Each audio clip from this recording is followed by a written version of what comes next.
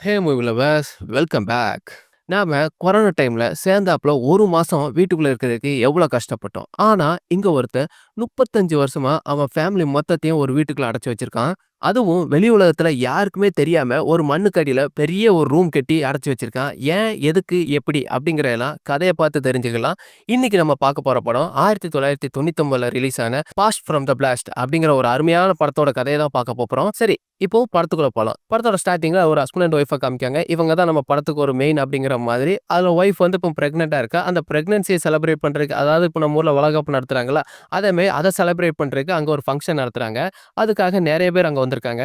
அந்த ஃபங்ஷன் நடந்துட்டு இருக்கும்போதுல அந்த டிவில ஒரு நியூஸ் ஓடுது. அந்த நியூஸ்ல அமெரிக்க அதிபர் என்ன சொல்றாருன்னா, ரஷ்யாவுக்கும் அமெரிக்காவுக்கும் இப்போ நிலைமை சரியில்ல. அமெரிக்கா ரஷ்யா கிட்ட அணு ஆயுத போர் நடத்திக்கிட்டு இருக்கு. அதனால ரஷ்யா அமெரிக்கா மேல எப்ப வேணாலும் அணுகுண்டு போடலாம். சோ, அமெரிக்க மக்கள்லாம் கொஞ்சம் ஜாக்கிரதையா இருங்கன்னு அந்த நியூஸ்ல சொல்றாங்க. அத பார்த்த அந்த டாடி, ரஷ்யா நம்ம மேல எப்ப வேணாலும் அணுகுண்டு போடலாம். அந்த ஃபங்ஷன்ல இருந்த எல்லாத்தையும் கிளம்புங்க கிளம்புன்னு வீட்டுக்கு அனுப்பிச்சு வச்சிருந்தாரு. ஆனா, இதெல்லாம் 1962ல நடந்துட்டு இருக்கிற சீனு. இப்போ நம்ம டாடிய பத்தி சொல்லணும்னா, இவரு ஒரு சயின்டிஸ்ட். இவருக்கு சயின்ஸ்ல எல்லா விஷயமும் அத்துப்படி. நம்ம டாடி அணு ஆயுதம் செய்ற ஒரு ரிசர்ச் சென்டர்ல தான் சயின்டிஸ்ட்டா வேலை பார்த்துக்கிட்டு இருக்காரு. சோ, அதனால இந்த அணு ஆயுதத்த பத்தி அவருக்கு எல்லா விஷயமும் அத்துப்படி. இந்த பார்ட்டிக்கு வந்தவங்கலாம் வீட்டுக்கு அனுப்பிச்சுட்டு, அந்த டாடி ஒய்ஃப்ட்ட ரஷ்யா, அமெரிக்கா மேல எப்போ வேணாலும் அணுகுண்டு போடலாம். அவங்ககிட்ட இருந்து தப்பிக்கிறதுக்காக நான் நம்ம வீட்டுக்கு கீழ ஒரு ரகசியமான ஒரு பங்கர் ரெடி பண்ணி வச்சிருக்கேன். அதாவது பாதாளத்துல ஒரு வீடு கட்டி வச்சிருக்கேன். நம்ம அங்க போய் சேஃபா இருந்துக்கலான்னு அந்த ஒய்ஃப அந்த பங்கர கூப்பிட்டு காமிக்கிறான். இந்த பாதாள அறைக்குள்ள போயிட்டேன்னா, நமக்கு தேவையான எல்லா வசதியும் இருக்குன்னு அந்த பாதாள அறையோட டோர ஓப்பன் பண்ணி காமிக்கிறான் நம்ம டாடி. ஆனா ஒய்ஃப்க்கு உள்ள இறங்குறதுக்கு மனசுல, இருந்தாலும் ஹஸ்பண்ட் விட மாட்டுக்கானே அப்படிங்கிறதுக்காக 2 பேரும் சேர்ந்து உள்ள இறங்குறாங்க. உள்ள போறதுக்கு ஒரு லிஃப்ட் மாரி ரெடி பண்ணி வச்சிருக்காங்க. அப்படி அந்த லிஃப்ட்ல இருந்து பாதாள அறைக்கு கீழ போய்க்கிட்டு இருக்கும் பட்சத்துல, அந்த வீட்டுக்கு மேல ஒரு ஹெலிகாப்டர் பறந்துகிட்டு இருக்கும். அந்த ஹெலிகாப்டர் என்ன ஆகுதுன்னா, சில இன்ஜின் கோளாறு ஃபெயிலியர்னால அவங்க வீட்டு மேலே வந்து விழுந்து வெடிச்சு சிதறுது. அது வெடிச்சதுல இருந்து நெருப்பு பயங்கரமா வருது. அந்த நெருப்ப பார்த்த நம்ம டாடி அவன் ஒய்ஃப் கிட்ட, "ஆகா, நான் சொன்னேன் பாத்தியா? ரஷ்யா அமெரிக்கா மேல அணுகுண்டு போட்டுட்டு பாத்தியா? ஆனா வெடிச்சது என்னது? ஹெலிகாப்டர்." ஆனா நம்ம டாடி தப்பு கணக்கு போட்டு அணுகுண்டு தான் வெடிச்சிருக்குன்னுட்டு ஒய்ஃப்ட்ட, "இந்த மாதிரி அணுகுண்டுலாம் வெடிச்சுச்சுன்னா, அதுல இருக்கிற கதிர்வீச்சுலாம் குறையறதுக்கு ஒரு 35 வருஷம் ஆகும். நம்ம இந்த பாதாள அறைக்குள்ள ஒரு 35 வருஷம் வாழ்ந்து கழிச்சுக்கலான்ட்டு." நம்ம டாடி அவளுக்கு ஒரு அணுகுண்ட போடுறான். அந்த அத கேட்டதும் அவ ஒய்ஃப் பயங்கரமா ஷாக் ஆயிருது. அந்த ஷாக்ல அவளுக்கு பிரசவ வலியே வந்துருது. இப்போ சொல்லப்போனா படத்தோட ஹீரோ வெளிய வரப்போறான். அவன் ஒய்ஃப்க்கு ஒரு அழகான ஆண் குழந்தை பிறந்திருக்கு. பொதுவா ஒரு குழந்தை பிறந்துச்சுன்னா ஒரு வீட்டுக்குள்ள வச்சு சமாளிக்கிறதே கஷ்டம். அதுவும் இந்த குழந்தைய இப்படி அண்டர் கிரவுண்ட்ல வச்சு இவங்க எப்படி சமாளிக்க போறாங்கன்னு பார்த்தா, அவ ஹஸ்பண்ட் தான் ஒரு பெரிய சயின்டிஸ்ட் ஆச்சே. அவங்களுக்கு தேவையான அந்த ஃப்ரூட்ஸு, வெஜிடபிள்ஸு, தண்ணி, மீனு, கீனு எல்லாத்தையுமே அந்த அண்டர் கிரவுண்ட் வீட்டுக்குள்ளேயே வச்சு வளர்க்குறாங்க. சொல்லப்போனா இவங்க வெளி உலகத்துக்கே போகணுங்கிற மாதிரி அவசியமே இல்ல. அந்த அளவுக்கு அந்த அண்டர் கிரவுண்ட்ல ரெடி பண்ணி வச்சிருக்கான் அவ ஹஸ்பண்ட். குழந்தையும் பிறந்துருந்துச்சு. இவங்களுக்கு பெரிய என்டர்டெயின்மென்ட் என்னன்னா, அங்க இருக்கிற டிவில அந்த ரெக்கார்டட் கேசட்லாம் போட்டு வீடியோ பார்க்கிறது தான். அப்படியே சாப்பிட்டு நல்லபடியா அந்த குழந்தைய வளர்த்துட்டு அப்படியே அந்த பாதாள அறைக்குள்ளேயே வாழ்ந்துகிட்டு இருக்கிறாங்க. ஆனா இவங்க சேஃப்டியா கீழ வாழ்ந்துட்டு இருக்காங்க. அப்படி இவங்களுக்கு வாழ்ந்துட்டு இருக்க வீட்டுக்கு மேல என்ன நடந்துட்டு இருக்குன்னு பாருங்க. இப்போ வருஷம் 1965 அந்த ஹெலிகாப்டர் அடிச்சு ஒரு கிட்டத்தட்ட ஒரு 3 வருஷம் ஆயிட்டு. இப்ப அந்த வெடிச்ச இடத்தெல்லாம் ரெடி பண்ணி அங்க ஒரு சூப்பர் மார்க்கெட் கட்டுறாங்க. ஆனா இது எதுவுமே துளி கூட நம்ம டாடிக்கும், அவன் ஹஸ்பண்டுக்கும், அந்த குழந்தைக்கும் தெரியாது. அவன் கீழ அவன் குழந்தைக்கு நல்லா படிப்பு சொல்லிக் குடுக்குறான். சண்டை போடுறது எப்படின்னு சொல்லிக் குடுக்குறான். செம்மையா டான்ஸ் ஆடுறது எப்படின்னு சொல்லிக் குடுக்குறான். பையன் இப்போ கொஞ்சம் வளர்ந்து டீனேஜ் பையனா ஆயிட்டான். இப்போ டாடி அவனுக்கு கொஞ்சம் சயின்ஸ கத்துக் குடுக்குறாரு. அதாவது நம்மளை மாதிரியே ஒரு சயின்டிஸ்ட் ஆக்கணும்னு அவனுக்கு தெரிஞ்ச சயின்ஸ் விஷயத்தெல்லாம் சொல்லிக் குடுக்குறாரு. ஆனா பையனுக்கு சயின்ஸ் மேலலாம் பெருசா இன்ட்ரெஸ்ட் இல்ல. எப்படி டாடி நம்ம வெளிய போலாம்? வெளி உலகத்துக்கு போய் மத்தவங்ககிட்ட எப்பவும் பேசி பழகலாம். நான் எப்பவும் வெளிய போய் ஒரு பொண்ணோட டாவடிக்கலாம். அப்படிங்கிற மாதிரி கேட்குறான். அவன் டாடி சின்ன வயசுல இருந்தே நெறைய கார்ட்ஸ கலெக்ட் பண்ணி வச்சிருக்காரு. என்ன மாதிரி கார்ட்ஸ நம்மலாம் சின்ன வயசுல விளையாண்டுருப்போம்ல. அதாவது கிரிக்கெட்ல சச்சினு அவங்கவங்கன்னு இருப்பாங்க. அவங்களோட ஸ்கோர்ஸ் அப்படி இப்படின்னு போட்டு நம்ம விளையாடுவோம்ல. அந்த மாரி கார்ட்ஸ், அதாவது அவங்க கண்ட்ரில இருக்க ஃபுட்பாலு, இந்த பேஸ்பாலு இப்படிங்கிற மாதிரி பிளேயர்ஸோட கார்ட்ஸ நெறைய கலெக்ட் பண்ணி வச்சிருக்காரு. ஆனா இந்த கார்ட்ஸ் எல்லாமே 20, 25 வருஷம் பழமையானது. இந்த கார்ட்ஸ்களுக்கெல்லாம் மேல இருக்க கடைகள்ல நல்ல விலை குடுத்து வாங்கிக்கிடுவாங்க. ஆனா இது எதுவுமே தெரியாத நம்ம டாடி அந்த கார்ட்ஸ்லாம் ஒரு டப்பாக்குள்ள போட்டு அடைச்சு நம்ம ஹீரோக்கு கிஃப்ட்டா குடுக்குறாரு. அப்படி நம்ம ஹீரோக்கு ஒரு 35 வயசு ஆயிடுச்சு. அவனுக்கு இப்போ பர்த்டே செலிப்ரேட் பண்றாங்க. அப்பா, அம்மா அவனுக்கு கிஃப்ட் குடுத்து கேக்லாம் கட் பண்றாங்க. அப்போ அவன் டாடி, நம்ம பிளான் பண்ணபடி 35 வருஷம் உள்ள கழிச்சாச்சு. இன்னும் கொஞ்ச நாள்ல அந்த டேட்டும் முடியுது. நம்ம இன்னும் கொஞ்ச நாள்ல வெளிய போவோம்ன்னு சொல்லவும், அவனோட ஒய்ஃப்க்கும் நம்ம ஹீரோவுக்கும் ரொம்பவே குஷியாயிருந்தாங்க. ஒரு வழியா அந்த 35 வருஷத்தையும் எப்படியோ வாழ்ந்து கழிச்சிருந்தாங்க. அந்த பாதாள அறையோட டோர் வந்து 35 வருஷம் கழிச்சு ஆட்டோமேட்டிக்கா தொறக்கிற மாரி செட் பண்ணி வச்சிருக்காங்க.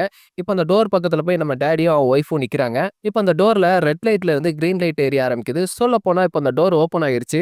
உடனே நம்ம டாடி, ஒய்ஃப், ஹீரோ எல்லாரும் பயங்கரமா டான்ஸ் ஆடுறாங்க. டாடி இருங்க இருங்க வெளிய என் நிலைமை எப்படி இருக்குன்னு நான் பார்த்துட்டு வந்து உங்கள எல்லாத்தையும் வெளிய கூட்டு போறேன்னு சொல்றான். இப்போ டாடி மட்டும் வெளிய போறாரு. பையனும், ஒய்ஃபும் சரின்னு சொல்லி அனுப்பிச்சு வைக்கிறாங்க. இப்ப இவங்க இருக்கதோ பாதாளத்துல. இப்போ மேல போகணும்னா லிஃப்ட் வழியா தான் போகணும். அப்படி லிஃப்ட்ல போயிட்டு இருக்கும் போச்சுல அந்த இடம் பயங்கரமா ஷேக் ஆகுது. அப்படி அந்த லிஃப்ட் வர்ற வைப்ரேஷனால மேல இருக்கவங்கலாம் நிலநடுக்கம் தான் வருதோன்னு கொஞ்சம் பயப்படுறாங்க. அப்படி நம்ம டாடி அந்த லிஃப்ட்ல வந்து மண்ணுக்குள்ள இருந்து வெளிய வர்ற மாரி வந்து நிக்கிறாரு. அப்படி அவர் வெளிய வந்து நிக்கிற இடத்துல நெறைய பேர் சாப்பாட்டுக்கே வழி இல்லாம பிச்சைக்காரங்க மாரி இருக்காங்க. அப்படி அவர் வெளிய வந்து நிக்கிறத பார்க்கவும், கடவுள்லாம் வந்திருக்காங்கன்னு எல்லாரும் கையெடுத்து கும்பிடுறாங்க. அவரு பாதாளத்துல இருந்து வெளிய எப்படி வந்திருக்காருன்னா, அந்த ரேடியேஷன்லாம் நம்ம தாக்கிரக்கூடாதுன்னு ஃபுல்லா கவர் பண்ணி மூஞ்சிலலாம் மாஸ்க் போட்டு வந்திருக்காரு. இப்போ ரேடியேஷன் ப்ராப்ளம் இல்லங்கிறனால எல்லாத்தையும் கழட்டிட்டு மறுபடியும் வெளிய வந்து பார்க்குறாரு. அப்படி அங்க பார்த்ததுல நெறைய பேர் சாப்பாட்டுக்கே வழி இல்லாம அந்த குப்பை தொட்டியில கிடக்கிறதெல்லாம் எடுத்து சாப்பிடுறாங்க. அத சாப்பிட்டதுல ஒருத்தி அங்க வாந்தி எடுத்துட்டு இருக்கா. அப்படி அங்க ரோட்டோரமா கார்ல வந்த ஒருத்தன் சுட்டு சுட்டு விளையாண்டுட்டு இருக்கான். இதெல்லாம் பார்த்த நம்ம டாடி மறுபடியும் பாதாளத்துல போய் அவன் ஒய்ஃப்ட்டயும், பையன்ட்டயும் சொல்றான். "மேல நிலைமை சரியில்ல. இன்னும் நம்ம கொஞ்ச நாள் இங்கே இருந்து கழிச்சிடலாம்" சொல்லவும், "என்னது இன்னும் கொஞ்ச நாள் இங்கயா? ஐய்யய்யோ! முடியாது, முடியாது. நாங்க இங்க இருக்கவே முடியாது. வெளிய வந்தே ஆகணும்னு" பயங்கரமா பிரச்சனை பண்றாங்க. அப்ப அம்மாக்கும், அப்பாவுக்கும் கொஞ்சம் சண்டை வருது. அப்படி சண்டை போட்டு இருக்கும் போதுலயே அப்பாவுக்கு கொஞ்சம் நெஞ்சு வலி ஆயிருது. இப்போ அப்படியே நெஞ்ச பிடிச்சுட்டு பொத்துன்னு கீழ விழுந்துருறாரு. இப்போ அவருக்கு தேவையான மருந்து, மெடிசினு, சாப்பாடு எல்லாத்தையும் எங்கேயாட்டு போய் வாங்கி ஆகணும். அதுக்காக இப்போ அவன் ஒய்ஃப் நம்ம ஹீரோவ மேல என்னலாம் தேவைங்கிறத எழுதி குடுத்து அனுப்பிச்சு வைக்கிறா. இப்போ அப்பாவுக்கு தேவையான லிஸ்ட் போட்டு எடுத்துட்டு இப்போ புள்ளையாண்டா கிளம்ப போப்போறான். இப்போ கிளம்ப போம்போதுல ஹீரோவ அவன் டாடி கூப்பிட்டு, "டேய் நீ என்ன பண்ணுவியோ அதெல்லாம் எனக்கு தெரியாது. மேல இருந்து கீழ வரும்போதுல அழகான மருமகளா பார்த்து கூப்பிட்டுவா. அவளும் சேர்ந்து நம்ம பாதாள அறைக்குள்ள தான் வாழ போப்போறா. நீ என்ன பண்ணுவியோ, ஏத பண்ணுவியோ ஒரு மேல ஒரு புக்கு கடை இருக்கு. அந்த புக்கு கடை கிட்ட மட்டும் போகாத. அசிங்கமான புக்குலாம் விக்காங்க. நீ கெட்டு போயிருவேன்னு" சொல்லியே அனுப்பிச்சு வைக்கிறான். இப்போ அவனோட அப்பா போய் நின்றுப்பார்ல, அதுல இருந்த சிலர்லாம் கடவுள் தான் வந்திருக்காங்க அப்படின்னு நம்பி, அந்த இடத்துல சில கோயில் மாரி கட்டி வச்சிருப்பாங்க. இப்போ நம்ம ஹீரோவும் அங்க போய் நிக்கிறதும், அதாவது மண்ண பொளந்துட்டு போய் நிக்கிறதும், சாட்சாத் கடவுளே தான் வந்திருக்காருன்னு கையெடுத்து கும்பிட ஆரம்பிக்கிறான். கடவுளே எனக்கு பாவ மன்னிப்பு குடுங்க, என்னைய ரட்சியுங்க, ரட்சியுங்கன்னு கேட்கவும், நம்ம ஹீரோவும் அவனுக்கு ஆறுதலா 4 வார்த்தை சொல்லிட்டு அங்கருந்து கிளம்புறான். அப்படியே அங்கருந்து கிளம்பி போய் இவ்வளவு நாள் இருட்டுல இருந்த நம்ம ஹீரோ ஃபர்ஸ்ட் டைம் சூரிய வெளிச்சத்த அப்படியே வியந்து போய் பார்க்குறான். இவ்வளவு நாள் அந்த அண்டர் கிரவுண்ட்ல அவங்க அப்பாவும், அம்மாவும் பார்த்துட்டு இருந்த அவங்க 2 பேருமே கலரு. ஃபர்ஸ்ட் டைமா வெளிய வந்து ஒரு கருப்பு இனத்து பெண்ண பார்க்குறான். அவன் கைய பிடிச்சு பயங்கரமா டான்ஸ் ஆட ஆரம்பிச்சிருந்தான். பக்கத்திலேயே அவன் அப்பா சொன்ன புக்கு கடையும் வந்திருக்கு. ஐயய்யோ! இந்த புக்கு கடை கிட்ட தானே அப்பா வரக்கூடாதுன்னு சொன்னாருன்னு அங்க இருந்து விலகி போயிருந்தான். பக்கத்திலேயே ஒரு பெரிய சூப்பர் மார்க்கெட் இருக்கு. அந்த சூப்பர் மார்க்கெட்ல அவன் அப்பாக்கு தேவையான, வீட்டுக்கு தேவையான சாமான்கள்லாம் வாங்கணும்ன்ட்டு வாங்கிருந்தான். வாங்கிட்டு கிளம்பும் போச்சுல அவன் வந்த பாதைய மறந்துருந்தான். ஏன்னா இப்ப தான் அவன் வெளி உலகத்தையே பார்த்துருக்கான். அதனால அவன் வந்த பாதைய மறந்துருந்தான். பயம் இல்ல இப்போ வந்த பாதைய மறந்துருந்தான். இப்ப எப்படி வீட்டுக்கு போகணும்னு தெரியாம அங்க இங்கன்னு பஸ்ஸு, ட்ரெயினு அங்க இங்கன்னு சுத்திட்டு திரியிறான். அப்படி அவன் சுத்திட்டு திரியும் போச்சுல ஒரு கடைய பார்க்குறான். அந்த கடையில நம்ம ஹீரோட்ட இருக்கிற கார்ட்ஸ்லாம் இருக்குல்ல, அந்த கார்ட்ஸ்க்குலாம் நல்ல விலை குடுத்து வாங்குவோம் அப்படிங்கிற மாரி ஒரு போர்டு போட்டிருக்கு. அந்த போர்ட பார்த்துட்டு அந்த கடைக்குள்ள போறான். இப்ப நம்ம ஹீரோ அந்த கடையில இருக்கிறவன்ட்ட அவன்ட்ட இருந்த கார்ட் எல்லாத்தையும் மொத்தமா அந்த பாக்ஸ ஓப்பன் பண்ணி காமிச்சுட்டு, இந்த கார்டுக்குலாம் எவ்வளோ தருவீங்கன்னு கேட்கவும், அவனும் அந்த கடைக்காரன் இவன ஏமாத்துற மாரி, இந்த மொத்த கார்டுக்குமே ஒரு ரூ. 35,000 தாரப்பா அப்படின்னு சொல்றான். ஆனா அதுல இருக்கிற ஒவ்வொரு கார்டோட வேல்யூவும் வந்து ரூ. 35,000.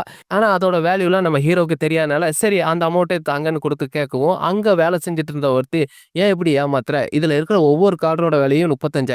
ஆனா நீ மொத்தமே ரூ. 35,000 குடுத்து ஏன் இப்படி அவன ஏமாத்துறன்னு" சொல்லவும், அந்த கடைக்காரன் டென்ஷன் ஆயிருதான். சொல்லப்போனா நம்ம படத்தோட ஹீரோயினே இவங்க தான். அந்த முதலாளிய எதிர்த்து பேசுனதுனால நம்ம ஹீரோயின, "உனக்கு இங்க வேலை இல்ல, கிளம்புடின்னு" சொல்லி கிளப்பி விட்டுருந்தாரு. இப்ப நம்ம ஹீரோயின் ஃபாலோ பண்ணிட்டு பின்னாடியே நம்ம ஹீரோவும் போறான். ஆனா இதுல இருக்க என்ன பிரச்சனைன்னா, நம்ம ஹீரோ ஹீரோயின்ட்ட பேசும்போதுல அவனோட பேச்சுலாம் கொஞ்சம் வித்தியாசமா இருக்கு. எப்படின்னா ஒரு 50 வருஷத்துக்கு முன்னாடி வாழ்ந்த ஒரு பழங்கால மனுஷன் மாதிரி பேசிக்கிட்டு இருக்கான். எப்படி பேசுறான்னா, இப்போ நான் உங்ககிட்ட செந்தமிழ்ல பேசுனேன்னா எப்படி இருக்கும்? என்னடா இவன் பேசுறான்? ஒண்ணுமே புரிய மாட்டுக்கு அப்படிங்கிற மாரி இருக்கலாம். அதே மாதிரி தான் நம்ம ஹீரோ பேசுறது ஹீரோயினுக்கு ஒண்ணுமே புரிய மாட்டேங்குது. நம்ம ஹீரோயினும் இவனுக்கு என்ன பைத்தியமா? இல்லடா பைத்தியம் முடிச்சிருக்கா? ஆள விடுறா சாமின்னு தெரிச்சு ஓடிருதா. அப்படி பயந்து ஓடிட்டு இருக்க ஹீரோயின்ட்ட, "இங்க பாரும்மா நின்னு, என்கிட்ட நெறைய கார்டு இருக்கு. இந்த கார்டுலாம் ஒவ்வொரு கார்டும் 35,000 பெறும்னு சொன்னேன்ல. நான் உனக்கு ஒரு கார்டு தரேன். எனக்கு தங்கறதுக்கு ஒரு நல்ல வீட்ட ரெடி பண்ணி குடுன்னு" சொல்றான்.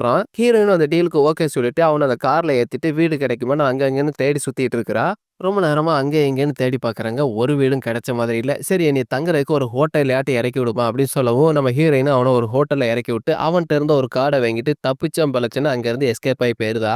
அதாவது ஒரு பாய் தேங்க்ஸ் கூட சொல்லாம சட்டு புட்டுன்னு கிளம்பி போயிருதா. இப்ப நம்ம ஹீரோ என்ன நினைக்கிறான்னா, நம்ம கிட்ட இருக்கிற கார்ட யார்கிட்ட வேணாலும் குடுத்து என்ன வேணாலும் வாங்கிக்கலாம் அப்படிங்கிற மாரி நினைச்சுட்டு, அந்த ஹோட்டல் ரிசப்ஷனிஸ்ட்ட அந்த கார்ட காமிச்சுட்டு எனக்கு ஒரு ரூம் வேணும் அப்படிங்கிற மாரி கேட்கறான். இது என்ன கார்டு? இதுக்கெல்லாம் நாங்க ரூம் தர மாட்டோம். எங்களுக்கு காசு இருந்தா தான் ரூம் தருவோம்னு அவ சொல்லிருதா. ஆனா அவன்கிட்ட கார்ட தவிர்த்து கொஞ்சம் காசும் இருக்கும். எதுக்குன்னா அந்த ஜாமான்லாம் வாங்குறதுக்கு அவங்க அப்பா கொஞ்சம் காசு குடுத்து அனுப்பிச்சு விட்டுருப்பாரு. அந்த காச குடுத்துட்டு ரூமையும் புக் பண்ணிருந்தான். ஒரு வழியா அந்த ரூம்ல தங்கி நைட்டும் தூங்கி எந்திரிச்சுதான். அப்படி காலையில விறுவிறுன்னு நம்ம ஹீரோயின் ஹீரோவ தேடி அந்த ஹோட்டலுக்குள்ள ஹோட்டலுக்கு வரா. இப்படி இந்த டிராப் பண்றதுக்காக இந்த 35,000 வாங்குனான்னா, நானும் உன்னைய ஏமாத்துனதாயிரும். எங்க முதலாளிக்கும் எனக்கும் வித்தியாசம் இல்லாம போயிரும். இந்தா பிடி உன் காருன்னு அந்த வாங்குன கார அவன்ட்டயே குடுத்துருதா. ஆனா நம்ம ஹீரோ பையன் அவள விடுற மாதிரியே இல்ல. அவ பின்னாடியே போய்க்கிட்டு இருக்கா. நம்ம ஹீரோயின், "இங்க பாருப்பா எனக்கு ஒரு ஜாப் இன்டர்வியூ இருக்கு. என்னைய விடு. நான் அத போய் அட்டெண்ட் பண்ணணும்னு" சொல்லவும், "இங்க பாரு உனக்கு ஜாப் தானே தேவ. என்ட்ட நெறைய கார்ட் இருக்கு. நான் உனக்கு ஒரு வேல போட்டு தரேன். உனக்கு ரூ. 70,000 நான் சம்பளம் தரேன். என்ட்ட இருக்க இந்த லிஸ்ட்ல இருக்க ஜாமான்லாம் எனக்கு வாங்கி தர முடியுமான்னு?" கேட்கவும், அவளும் அந்த டீலுக்கு ஓகேன்னு ஒத்துக்கிறா. அதுலயும் முக்கியமா அடுத்து ஒரு 35 வருஷத்துக்கு தேவையான இந்த சாப்பாடு, டாய்லெட் பேப்பரு, அது இது லொட்டு லொசுக்குன்னு வாங்கி குமிக்கிறான். அத பார்த்து நம்ம ஹீரோயின், இவனுக்கு கன்ஃபார்மா பைத்தியமே தான் புடிச்சிருக்கு. அப்படி அந்த 35 வருஷத்துக்கு தேவையான ஜாமான்லாம் வாங்கிட்டு அவன் தங்கியிருந்த அந்த ஹோட்டல்ல நிறைக்கிறான். அந்த ஹோட்டல்ல இடம் பத்தலன்னு தனியா ஒரு குடோன் வாங்கி அதுலயும் நிறைச்சு வைக்கிறான். நம்ம ஹீரோயினும் ஹீரோட்ட, "இப்படி நீ ஹோட்டல்லே தங்கிட்டு இருந்தா நெறைய காசு கட்டணும். அது உன்னால கஷ்டமா இருக்கும். எனக்கு தெரிஞ்ச ஒரு ஃப்ரெண்ட் இருக்கான். அவன் ஒரு வாடகை வீட்ல தான் இருக்கான். அவன் தனியா தான் இருக்கான். நீங்க 2 பேரும் ஷேர் பண்ணி அந்த வாடகைய கட்டி, நீ வேணா அவன் வீட்ல இருந்துக்கன்னு" அந்த பையன் வீட்ல நம்ம ஹீரோவ செட்டில் பண்ணி விடுறா. அப்படி நம்ம ஹீரோ அந்த பையன் கூட நல்லா ஃப்ரெண்ட் ஆயிருதான். இந்த பையன் பேரு ட்ரை. இவனும் நம்ம படத்துக்கு கொஞ்சம் முக்கியமான கேரக்டர் தான். என்னதான் நம்ம ஹீரோ பேசுறது, செய்றதெல்லாம் கொஞ்சம் வித்தியாசமா இருந்தாலும், இவனுக்கும் அவனுக்கும் கொஞ்சம் செட் ஆயிருது. அவனோட வீட்ல ஹீரோயின் ஹீரோவோட கைய பிடிச்சுட்டு, "உன்னோட எதிர்காலம் எப்படி இருக்குன்னு பார்க்குறேன்ட்டு" கைய பிடிச்சு அப்படி இப்படியுமா டச்சிங் பண்ணவும், அவனுக்கு காதல் எக்கச்சக்கமா பெருக்கெடுத்து ஓட ஆரம்பிக்குது. கன்னா பின்னான்னு லவ் ப்ரெஷர் ஆகுது அவனுக்கு. இதெல்லாம் ஒரு பக்கம் இருக்க, அந்த பக்கம் என்னடா பையன் ஜாமான் வாங்க போய் மாசக்கணக்குல ஆயிட்டே, என்ன ஆச்சோ ஏதாச்சுன்னு அந்த பாதாளத்துல இருந்து அம்மாக்காரியும் வெளிய வரா. இப்ப அம்மாவும் அந்த லிஃப்ட்ல அப்படி பாதாளத்துல இருந்து வெளிய வந்து நிக்கவும், அதுல அப்படி ஒரு சாமி மாரி கும்பிட்டுட்டு இருப்பான்ல, அவன் என் தெய்வத்த பெத்த தாயே ஜெகன் மோகினியேன்னு அங்க இருந்தவன் கொஞ்சம் உணர்ச்சி வசப்பட்டு எல்லாரும் கையெடுத்து கும்பிட ஆரம்பிக்கிறாங்க. இத பார்த்து நம்ம அம்மாக்கு கொஞ்சம் கன்ஃப்யூஸ் ஆயிருதா. அப்படி தனியா சாமி கும்பிட்டுட்டு இருந்தான்ல, அவனுக்கு ஒரு 50, 60 பேர் புது ஃபாலோவர்ஸ் வந்திருக்காங்க. சொல்லப்போனா இவங்கலாம் வெளிய வர்றத பார்த்து ஒரு புது மதமே கிரியேட் பண்ணியிருக்காங்க. அப்படி இந்த பக்கம் நம்ம ஹீரோக்கு அவனோட ஃப்ரெண்ட் அந்த பழைய ட்ரெஸ் எல்லாம் தூக்கி போட்டுட்டு அவனுக்கு நெறைய புது ட்ரெஸ் வாங்கி குடுக்குறான். அதாவது இப்போ இருக்கிற ட்ரெண்டுக்கு ஏத்தாப்புல ட்ரெஸ் நெறைய வாங்கி குடுத்துருக்கான். அப்படி போயிட்டு இருக்கும் பட்சத்துல நம்ம ஹீரோ முதல்ல ஒரு கடல பார்க்குறான். அந்த கடல பார்த்ததும் இவனுக்கு ஒரு பயங்கர ஆச்சரியம். என்னடா இவ்ளோ தண்ணி அப்படின்னுட்டு, அத பார்த்த உடனே சட்டைய கிட்டையெல்லாம் கழட்டி போட்டு உள்ள இறங்கி குளிச்சு விளையாட ஆரம்பிக்கிறான். ஒரு சின்ன குழந்தை மாரி ஆயிருதான். முறையா அப்படியே அந்த பாஸ்கெட் பால் கிரவுண்டுக்கு போறான். அவங்க விளையாடுறதெல்லாம் பார்த்து அவங்க கொஞ்சம் என்டர்டெயின்மென்ட் ஆயிக்கிறான். அதுவும் இல்லாம நம்ம ஹீரோ வெளிய வந்ததுக்கு அப்புறம் ஃபர்ஸ்ட் டைம் மழை பெய்யுது. மழை பெஞ்ச உடனே ஹீரோயின் கொடைய விரிக்கிறா. அவன் கொடையிலலாம் இல்லாம, அவன் அந்த மழையில நனைஞ்சு ஆனந்தமா ரசிச்சுக்கிட்டு இருக்கிறான். இந்த மழை அவனுக்கு அப்படியே ஒரு புது விதமான அனுபவத்த குடுக்குது. அதே சமயத்துல ஹீரோவோட அம்மா ஞாபகம் அவனுக்கு வந்துருது. அதே ஃபீலிங்ஸ்ல பயவுல என்ன பண்றான்னா, ஹீரோயின கட்டி பிடிச்சுட்டு, "இங்க பாரு, எனக்கு ஒரு நல்ல ஒரு ஒய்ஃபா இருக்கிறியா? எங்க அப்பாவுக்கு ஒரு நல்ல மருமகளா இருக்கிறியான்னு?" கேட்கறான். "என்னடா நீ இப்படி பேசுறேன்னு?" கேட்கவும், எனக்கு ஒரு தொணை வேணாமான்னு சொல்லவும், "உனக்கு தொணை தானே வேணும். நான் உனக்கு செட் பண்ணி குடுக்குறேன்னு" நம்ம ஹீரோயின் ஹீரோவ ஒரு பப்புக்கு கூட்டு போறா. அப்படி அந்த பப்ல நம்ம ஹீரோயினுக்கு செட் ஆகாத அவ ஒரு ஃப்ரெண்ட் ஒருத்தி இருக்கிறா. அவ இருக்கிறான்னு தெரிஞ்சிருந்தா நம்ம ஹீரோயின் ஹீரோவ கூப்பிட்டே வந்திருக்க மாட்டா அங்க. அந்த பொண்ணும் நம்ம ஹீரோட்ட வழிஞ்சு வழிஞ்சு பேசுறத பார்க்கவும் நம்ம ஹீரோயினுக்கு பத்திக்கிட்டு எரிய ஆரம்பிக்குது. போதும் போதும் இங்க இருந்து போதும் தள்ளி போயிடலான்ட்டு கொஞ்சம் அங்க இருந்து நகட்டி கூட்டு போயிருதா. அப்படியே சரக்கு அடிச்சுட்டு சுத்தி முத்தி பார்த்துட்டு இருக்கும் பட்சத்துல அங்க இருக்கிற இன்னொரு பொண்ணையும் சைட் அடிச்சிட்டு இருக்கா நம்ம ஹீரோ. அத பார்த்து கடுப்பான நம்ம ஹீரோயின், அங்க பார்க்காத இங்க பார்க்காதன்னு திட்டிக்கிட்டே இருக்கவும், பக்கத்துல இருந்த ஃப்ரெண்டு, "ஏம்மா அவனுக்கு நம்ம பொண்ண செட் பண்ணி குடுக்க தானே வந்தோம். அப்படி அங்க பார்க்காத இங்க பார்க்காதன்னா எப்படி பொண்ண பார்க்காமலே செட் பண்ண முடியும்?" அந்த ஃப்ரெண்டு இன்னொரு பொண்ண பார்த்துட்டு, "டேய் மச்சான், அங்க ஒரு பொண்ணு நிக்கா பாரு. அவட்ட போய் பேசுன்னு" சொல்லவும், நம்ம ஹீரோவும் தைரியமா அங்க போய் அந்த பொண்ணுட்ட பேச ஆரம்பிக்கிறான். அப்படி பேசிட்டு இருக்கும்போது பக்கத்துல இன்னொரு பொண்ணு அவன்கிட்ட நல்லா பேச ஆரம்பிச்சிடுது. இவனுக்கு சரியா பொண்ணுகிட்ட பேச வரான்னு பார்த்தா, அடுத்த டைம்ல 2 பொண்ணுங்கிட்டயும் கடல போட்டு கரெக்ட் பண்றான். அது மட்டும் இல்லாம அந்த பார்ட்டில ஒரு அருமையான ஒரு பழைய காலத்து பாட்டு ஒண்ணு ஓடுது. அதுல நம்ம ஹீரோ அந்த 2 பொண்ணுங்களையும் கூட்டு பயங்கரமா டான்ஸ் ஆட ஆரம்பிச்சிருதான். டான்ஸ்னா டான்ஸ், அப்படி ஒரு டான்ஸ் ஆடி அங்க இருந்த எல்லாத்தையும் நம்ம ஹீரோ குஷிப்படுத்திருதான். இப்ப அந்த கூட்டத்துல இருந்த பொண்ணுங்க கண்ணுக்கு நம்ம ஹீரோ ஒரு பயங்கர ஹீரோயிசமா தெரிய ஆரம்பிச்சுட்டான். இதெல்லாம் பார்த்த நம்ம ஹீரோயினுக்கு பொறாம பொங்கிட்டு வருது. அப்படியே கடுப்பாயி பயங்கரமா ஒரு விசில் அடிச்சு நம்ம ஹீரோவ கூப்பிட்டு, "இங்க என்ன நடக்குது? உனக்கு பொண்ணுங்ககிட்ட பேச தெரியாதுன்னு சொன்னேல்ல. அடுத்த டைம்ல 2 பொண்ணுங்கிட்ட கடல போட்டுக்கிட்டு இருக்கேன். என்கிட்ட ஒண்ணுமே தெரியாத அப்பாவுமே நடந்துக்கிறேன். ஆனா இந்த பொண்ணுங்களுக்கெல்லாம் டான்ஸ் ஆடுற, பாட்டு படிக்கிற, பயங்கரமா பெர்ஃபார்மன்ஸ் பண்ற. நீ என்ன நெனச்சுக்கிற? இல்ல இதெல்லாம் எனக்கு சின்ன வயசுல இருந்து எங்க அப்பா சொல்லிக் குடுத்தது. அதனால தான் எனக்கு டான்ஸ் ஆட தெரியுது, பாட்டு படிக்கலாம் தெரியுது. என்னைய நம்புன்னு" சொல்லவும், அந்த டைம்ல இந்த பார்ட்டில இன்னொருத்தன் இன்ட்ரோ ஆகுறான். இவன் யார்றான்னு பார்த்தா நம்ம ஹீரோயினோட எக்ஸ் பாய் ஃப்ரெண்ட். அவங்க 2 பேருமே ரொம்ப வருஷத்துக்கு முன்னாடியே பிரேக்கப் பண்ணியிருப்பாங்க போல. இப்ப இந்த பார்ட்டில மீட் பண்ணோனே, அவன் வந்து நம்ம ஹீரோயின்ட்ட வழிய வழிய பேசுறான். இப்ப ஹீரோயின் என்ன ஃபீல் பண்றான்னா, ஹீரோ மட்டும் எல்லா பொண்ணுங்க கூடயும் பேசவும், இப்போ நம்ம ஹீரோயின் இவன்ட்ட பேசி நம்ம ஹீரோவ கொஞ்சம் கடுப்பேத்துறா. அவனும் நம்ம ஹீரோயின தொட்டு தொட்டு பேசுறான். அத பார்த்த ஹீரோ கடுப்பாயி, "இங்க பாரும்மா, அவன பார்க்க நல்லவன் மாரியே தெரியல. ஒழுங்கா நீ என் கூட வந்து டான்ஸ் ஆடி, எங்க அப்பாவுக்கு ஒரு நல்ல மருமகளா இருன்னு" சொல்றான். பதிலுக்கு அந்த எக்ஸ் பாய் ஃப்ரெண்ட், "யார்றா நீ முட்டாள்தனமா பேசுறன்னு" ஓங்கி அடிக்க வர, நம்ம ஹீரோ பலார்ன்னு அவன் மூக்குலயே ஒரு குத்து விடுறான். அடுத்து ஒரு அடி அடிக்க வர்றதுக்குள்ள அடுத்து ஒரு குத்து குத்துறான் மூக்குலயே. எக்ஸ போட்டு பொல பொலன்னு பொளந்து எடுத்துட்டு தான் நம்ம ஹீரோக்கு டான்ஸ் மட்டும் இல்ல, ஃபைட்டும் நல்லாவே வருது. அவன அடிக்கிறத பார்த்து நம்ம ஹீரோயின் டென்ஷன் ஆயிடுதா. மறுபடியும் அடிக்க வரான். மூக்குல இன்னொரு குத்து குத்துறான். மூக்குல இருந்து ரத்தம் பொல பொலன்னு பொளக்குது. நம்ம ஹீரோயின் டென்ஷன் ஆயி அங்க இருந்து கிளம்பி போயிருதா. ஒரு வழியா அன்னைக்கு ராத்திரி சண்டையும் சச்சரவுமா முடிஞ்சிருச்சு. மறுநாள் ஹீரோயின் நம்ம ஹீரோவ தேடி அவன் ஃப்ரெண்டு வீட்டுக்கு வரா. அவன் ஃப்ரெண்டுட்ட ஹீரோ எங்கன்னு கேட்கவும், அவன் நேத்து நைட்டு பார்ட்டி முடிஞ்சு வீட்டுக்கே வரலையா, அங்க இருந்த கேர்ள் ஃப்ரெண்டோடயே அப்படியே ஊர் சுத்த போயிட்டான். சரி, யாரு கூட போயிருந்தாலும் பரவாயில்ல, அவ கூடயா போயிருந்தானே, என்னாச்சோ ஏதாச்சுன்னு பதறி அடிச்சு நம்ம ஹீரோயின் ஹீரோவ தேடி கிளம்பி போறா. நம்ம ஹீரோயினும் கார் எடுத்துட்டு கிளம்புற டைம்ல அவ ஃப்ரெண்டோட வீட்ல இருந்து ஹீரோவும் வந்து நின்றுதான் அவ பக்கத்துல. நம்ம ஹீரோயினும் பயந்து போய், "டேய் நேத்து நைட் எங்கடா போயிருந்த? என் ஃப்ரெண்டோட வீட்ல தான் தங்கி இருந்தியா? அவள என்ன பண்ணேன்னு?" கொஞ்சம் பயந்து போய் கேட்கிறா. "உன் ஃப்ரெண்ட ஒண்ணுமே பண்ணல. உன் ஃப்ரெண்டு போதையிலே நல்லா தூங்கிட்டா. சரி, ஒரு பொண்ணு தனியா தூங்குற இடத்துல நம்மளும் தூங்கக்கூடாதுன்னு அந்த பார்ட்டி நடந்த இடத்துல நானும் தூங்கி எந்திரிச்சு வாரேன். சரி, பயல பார்த்தா நல்ல பையனா தான் தெரியும்னு" அவன் ஃப்ரெண்டு சொல்றான். ஆனா அதுக்குள்ள அவங்க கையா முய்யான்னு சண்டை போட்டு ஹீரோயின் கார்ல இருந்து கீழ இறங்குறேன்ட்டு கீழ விழுந்து முட்டிய உடைச்சிருதா. நம்ம ஹீரோ தான் அவ கால மெல்ல தூக்கி அவன் மடியில வச்சு அவ முட்டுல மருந்து போட்டு, அதாவது ஃபர்ஸ்ட் எய்ட் குடுத்துக்கிட்டு இருக்கிறான். "நீ நினைக்கிற மாரி நான் உன் ஃப்ரெண்ட ஒண்ணுமே பண்ணல. பார்க்கிங்ல தூங்கி தான் எந்திரிச்சு வந்தேன். உன்ன நினைச்ச மனசால வேற யாரையுமே நினைக்க முடியாதுன்னு" சொன்ன உடனே நம்ம ஹீரோயின் அந்த இடத்துல கொஞ்சம் விழுந்துருதா. அப்படியே 2 பேரும் டைமா கிஸ் பண்ணிக்கிறாங்க. ஹீரோயினுக்கும் ஹீரோக்குள்ளயும் காதல் உண்டாயிடுச்சு. அந்த இடத்துல சரி, என்னோட குடும்பத்த பத்தி சொல்றேன்னு நம்ம ஹீரோ அவனோட குடும்ப கதைய சொல்ல ஆரம்பிக்கிறான். அப்பா யாரு, அம்மா யாரு, இந்த 35 வருஷமா அந்த அணு ஆயுத போருக்கு பயந்து இந்த பாதாள அறையில இருந்த கதையெல்லாம் சொல்ல ஆரம்பிக்கிறான். மறுபடியும் நான் அந்த பாதாள அறையில போய் தான் செட்டில் ஆக போறேன். அதுக்காக தான் இவ்வளவு ஜாமான் வாங்கிக்கிறேன். நீ என் கூட வந்து செட்டில் ஆயின்னு சொல்லவும், அப்போ ஹீரோயின் நினைக்கிறா இவன் ஒரு ஃபர்ஸ்ட் கிளாஸ் பைத்தியம்னு நினைச்சுக்கிறா. இவன் கூட நம்ம பேசியிருக்கவே கூடாதுன்னு பயந்து போய் நம்ம ஹீரோவ வெளிய அனுப்பிச்சு கதவ சாத்திருதா.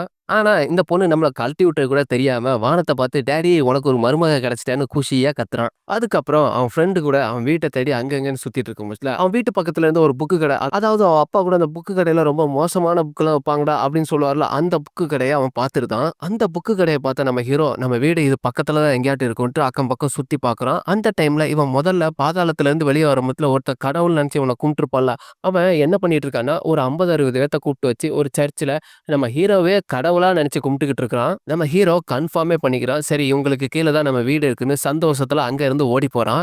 ஆனா அங்க இருந்தவங்க நம்ம ஹீரோ வந்தத பார்த்ததும் கடவுளே வந்துட்டாருன்னு மயங்கி கீழ விழுந்துருதாங்க. ஏன்னா இவ்வளவு நாள் அவங்க கடவுளா நம்ம ஹீரோவ தான் நினைச்சு கும்பிட்டுக்கிட்டு இருக்காங்க. ஹீரோ செம குஷியா என்னோட வீட்ட கண்டுபிடிச்சுன்னு ஹீரோயின்ட்ட சொல்றதுக்கு வேகமா அவ வீட்டுக்கு ஓடி வரான். உள்ள பார்த்தா பைத்தியக்கார டாக்டர், இந்த பைத்தியக்காரங்கள பிடிக்கிற கமௌண்டர்லாம் இருக்காங்க. நான் சொன்ன பைத்தியக்காரன் இவன் தான். இவன புடிச்சு உள்ள போடுங்கன்னு நம்ம ஹீரோயின் ஹீரோவ பார்த்து சொல்றா. ஆனா நம்ம ஹீரோ, "எனக்கு பைத்தியம் இல்ல. இது உண்மை. இது சத்தியம். என்னைய நம்புங்கன்னு" சொல்றாங்க. ஆனா நம்ம ஹீரோயின் நம்புற மாதிரி இல்ல.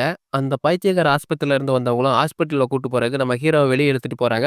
ஒரு சின்ன கேப் கிடைக்குது. அந்த கேப்ல நம்ம ஹீரோ அங்க இருந்து எஸ்கேப் ஆயி ஓடி போயிருதான். அந்த ஹாஸ்பிட்டல்ல இருந்து வந்தவங்களும் நம்ம ஹீரோவ ஒரு வழியா எப்படியோ அடிச்சு பிடிச்சு துரத்தி ஒரு வழியா பிடிச்சிருக்காங்க. இத பார்த்துட்டு இருந்த நம்ம ஹீரோயின் கடுப்பாயி, "நான் தானே அவன கம்ப்ளைண்ட் பண்ணேன். நீங்க அவன ஒரு மனுஷன பிடிக்கிற மாரி இல்ல. ஏதோ மிருகத்த பிடிச்ச மாரி இருக்கு. நான் தானே இந்த கம்ப்ளைண்ட் பண்ணேன். இந்த கம்ப்ளைண்ட்ட நானே வாபஸ் வாங்கிக்கிறேன். இவன இங்க இருந்து விட்டுட்டு போயிருங்கன்னு" அந்த பைத்தியக்கார ஆஸ்பத்திரியில இருந்து வந்தவங்ககிட்ட நம்ம ஹீரோயின் சொல்லியிருந்தா. இதெல்லாம் பார்த்துட்டு இருந்த நம்ம ஹீரோ அங்க இருந்து எஸ்கேப் ஆயி அங்க ஒரு ஃபுட் ட்ரக் வண்டி நிக்குது.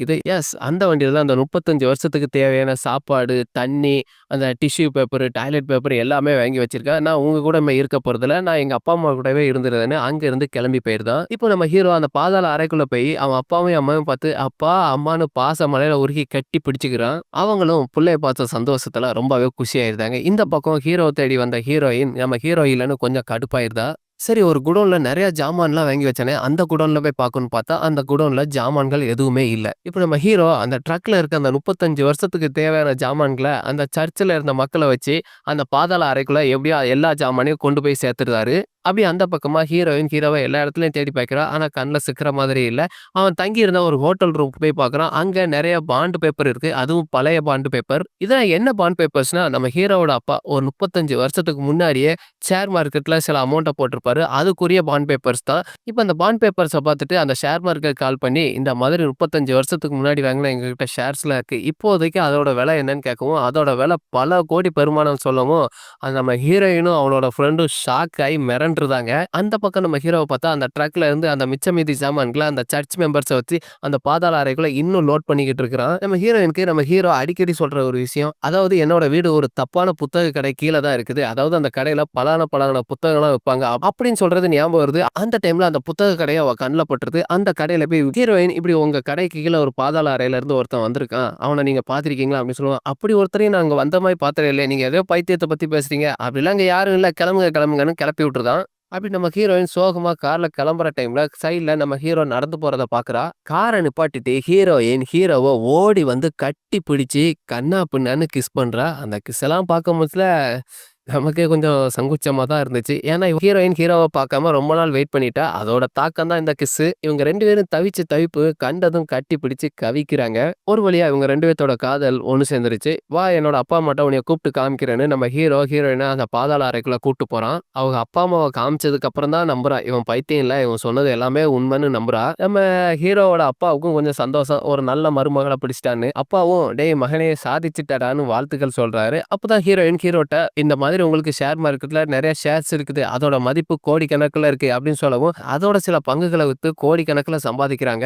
அந்த காச வச்சு அவன் அப்பா, அம்மாக்கு மேல இருக்கிற சூப்பர் மார்க்கெட்ல இடிச்சுட்டு, இனிமே நீங்க பூமிக்கு அடியில வாழ வேண்டாம். பூமிக்கு மேலே சந்தோஷமா வாழுங்கன்னு பழைய ஸ்டைல்ல அவங்களுக்கு பிடிச்ச மாதிரி ஒரு வீட்ட கட்டி குடுத்துருதான். ஒரு வழியா 35 வருஷமா வெளி உலகத்தையே பார்க்காத இந்த குடும்பம், இனியாவது கொஞ்சம் இயற்கையோட ஒண்ணு சேர்ந்து வாழட்டும். அப்படியே இந்த படத்தையும் நம்ம முடிச்சுக்கலாம். ஸோ மூவி லவர்ஸ் இந்த படம் உங்களுக்கு கட்டாயமா பிடிச்சிருக்கும்னு நம்புறேன். இது உங்கள ஒரு ஃபீல் குட் மூவியா ஃபீல் பண்ண வச்சிருக்கும். இந்த படத்தோட கதைய நான் எப்படி சொன்னேங்கிறதையும் கமெண்ட் செக்ஷன்ல கமெண்ட் பண்ணிருங்க. அடுத்த ஒரு சூப்பரான ஒரு படத்தோட உங்கள மீட் பண்ணலாம். நான் உங்களில் ஒருவன். And once again welcome to Tamil Hollywood talks. Bye bye.